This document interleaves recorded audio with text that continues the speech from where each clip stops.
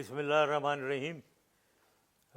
आज मैं देख रहा हूँ तमाम टीवी चैनल्स पे कि बेनज़ीर भुट्टो की बरसी पे ये पीपल्स पार्टी के लीडर्स, ख़ास तौर पे बिलावल भुट्टो, नारे लगवा रहा है उधर एक क्राउड के सामने।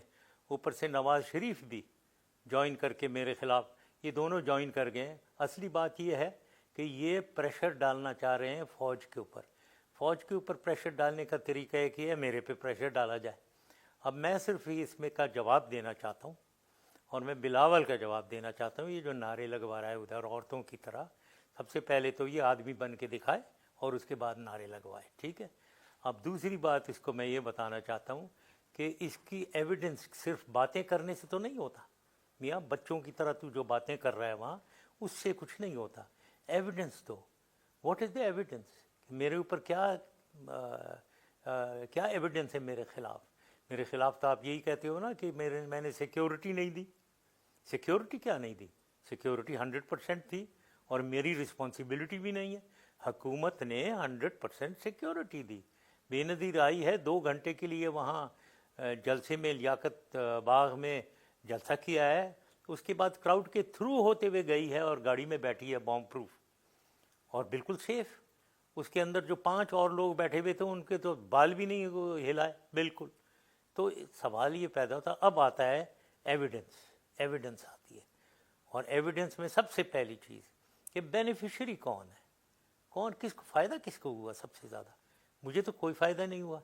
मैं तो अगर कुछ ना करता, बैठा होता, तो मुझे तो ये बाहर के पावर्स जितने भी हैं, सोल सुपर पावर अमेरिका, वो तो नहीं चाहता था कि मैं हटूँ। तो वो तो चाहते थे मैं प्रेसिडेंट रहूँ। तो मुझे क्या, मुझे तो कुछ भी नहीं हुआ। तो ये मेरी तो एग्रीमेंट बेनज़ीर के साथ हुई भी थी। तो सबसे ज़्यादा बेनिफिशियरी तो ये इनके वालिद साहब हुए हैं जो इनके घर में बैठे हैं, जो इनको खौफ ज़दा जिन्होंने किया हुआ है, उसके खौफ से ये नारे लगवा रहे हैं यहाँ बैठे हुए।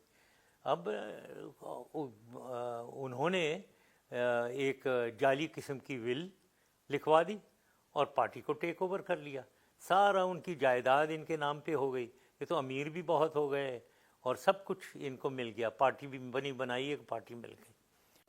कि अब बहुत सी चीज़ें अगर देखी जाएं तो ये जो गाड़ी थी इनकी बॉम्ब प्रूफ, जो कि बाहर की बनी हुई A1 बॉम्ब प्रूफ गाड़ी इनको मिली हुई, उसके छत पे वो जो कहते हैं ना कोटली लोहारा से छत कटवा कर ना उसका हैच बना दिया उठाकर। ये किसने इनको एडवाइस दी है? किस बेवकूफ़ इंसान ने एडवाइस दी है कि ज़बरदस्त बॉम्ब प्रूफ गाड़ी को हैच कटवा कर आप उसके बना दें? और उसके बाद किस बेवकूफ़ आदमी ने इसको 3 दफ़ा टेलीफोन किया है बेनज़ीर को कि वो छत से निकले और लोगों को हाथ हिलाया और उनको वेलकम करे वगैरह। ये भी हुआ। दूसरा, उसका जो टेलीफोन 3 दफ़ा आया था जिसकी वजह से वो उस हैच के बाहर आई हैं, वो टेलीफोन किसने गायब किया? वो गायब हो गया 1-1.5 साल के लिए। उसके अलावा और भी सोचें ज़रा कि वहाँ जो सिक्योरिटी का इंचार्ज था रहमान मलिक, इनका इंटीरियर मिनिस्टर, वो तो सीन से ही चला गया था, गायब हो गया। वो किधर गायब हो गया भाई? तू किधर गायब हो गया? तो ड्यूटी लगी है उधर सिक्योरिटी की। फिर वहाँ वो जो दूसरा जो इंचार्ज उधर का लगाया हुआ था, जो इनके कैदी वैदी का साथी था, कैद का या जो कुछ भी था, ये खालिद शहनशाह मशहूर हस्ती, वो उसको एक मिस्टीरियस सर्कमस्टांसेस में कत्ल किया गया। वो कैसे, क्यों, किसने करवाया? और उसको कत्ल करने वाले को भी कत्ल करवा दिया गया, उसको किसने करवाया? तो ये सारी, और फिर इनकी पोस्टमार्टम होना था बेनज़ीर की बॉडी का, वो किसने नहीं होने दिया? तो ये सारी चीज़ें निकलती हैं जो एविडेंस हैं, पॉइंटिंग टूवर्ड्स वन पर्सन, एक ही शख्स की तरफ पॉइंट करती हैं ये। तो ये इसलिए मैं कहता हूँ कि ये सिर्फ बात कहने से कि जी मैं कातिल हूँ, इससे तो कुछ नहीं होता ना। आप एविडेंस भी दें, आप ज़रा रैशनल दें, आर्गूमेंट दें उसके फेवर में, और उसके बाद ये बात बनती है। तो मुझे बहुत अफसोस है कि ये सारा ये कुछ हो रहा है और हो सिर्फ एक ही मकसद के लिए कि मुझे भी लेट डाउन किया जाए और आर्मी को लेट डाउन किया जाए इनडायरेक्टली। और मुझे लेट डाउन इसलिए भी, एक बात से मुझे खुशी भी है, मेरे ख्याल में ये मेरे से कुछ डरने लगे हैं कि ये आदमी कोई पॉपुलर ही ना हो जाए और वापस आ जाए वहाँ।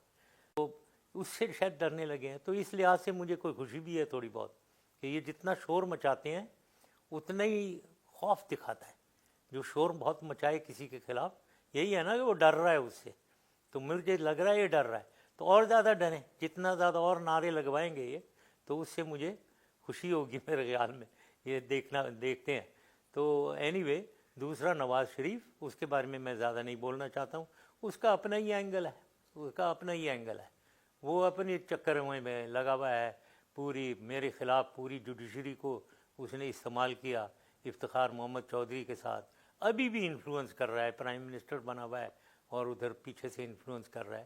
تو یہ ساری چیزیں ہیں جس کو میں آبزرو کر رہا ہوں, اور آبزرو کرنے کے بعد میں انشاءاللہ صحیح ٹائم پہ واپس پاکستان آؤں گا اور ان کیسز کا مقابلہ کورٹس میں کروں گا. یہ نہیں کہ کورٹ کیسز ختم ہو جائیں اس کے بعد میں آؤں گا. مجھے احساس ہے کہ مجھے کورٹس میں جانا پڑے گا.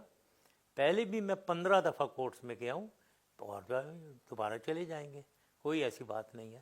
انشاءاللہ تعالی اللہ کی مرضی ہوئی تو میں واپس آؤں گا اور سارے پرابلمس کو فیس کروں گا.